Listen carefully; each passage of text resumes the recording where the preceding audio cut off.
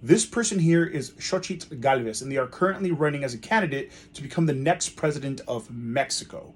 And she recently had a visit here in the United States where she met with the editorial boards of several major American newspapers, such as the Wall Street Journal, the New York Times, and the Washington Post. And in this visit, she also met with several American politicians, as well as representatives from several American government agencies, such as the Department of Homeland Security and the State Department.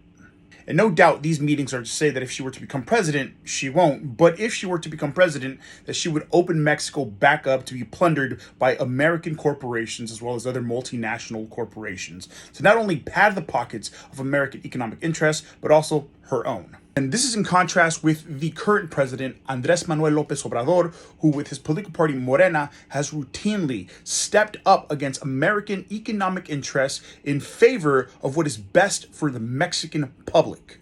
A trend we are likely to see when Morena's candidate, Claudia Sheinbaum, takes the presidency. And what I found funny about her visit to the United States is that Ms. Galvez asked the United States to send election observers in order to safeguard Mexican democracy and keep an eye on Mexican elections, alleging that the incumbent party, Morena, was essentially buying the support of the Mexican public. No doubt referring to a lot of the policies that have been implemented by AMLO, which have seen an increase in the minimum wage for Mexicans, as well as the implementation of a pension for older Mexicans. This has obviously gained a lot of support for AMLO and his political party Morena, but imagine that, taking actions to benefit the Mexican people, gaining you the support of the Mexican people.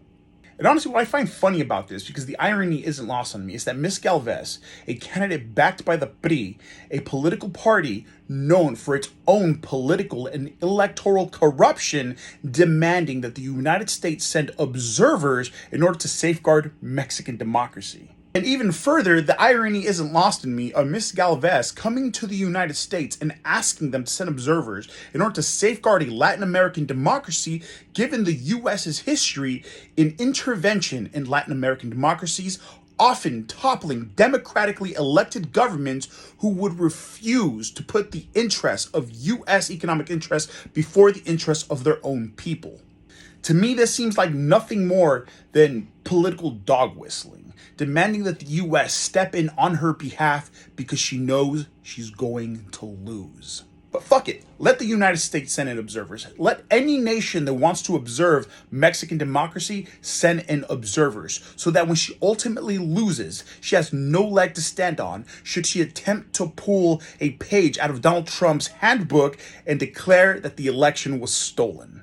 And on the topic of safeguarding our democracy, I really liked Dr. Claudia Sheinbaum's response, where she stated that it is the Mexican people who safeguard our own democracy.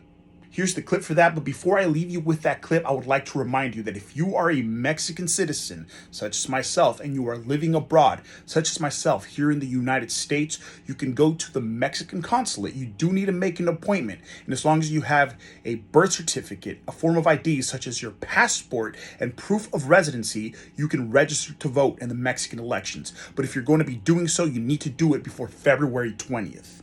And you need to get cracking on it, because getting an appointment at the Mexican consulate is difficult. Those appointment slots fill up quickly. Here's the clip. Pues imagínense un 5 de febrero, día de la Constitución de 1917, de la promulgación.